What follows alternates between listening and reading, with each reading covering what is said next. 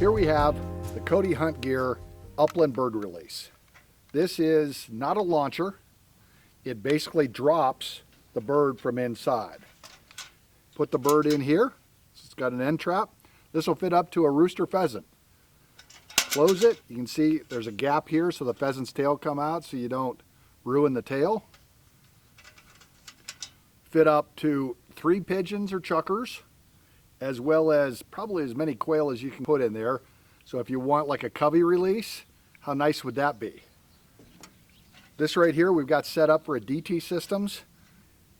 Also comes with a servo attachment here so that if you have a SportDog or a Dogtra or a Garmin system, much easier, put it on, plug it in, and it's good to go. Check this out.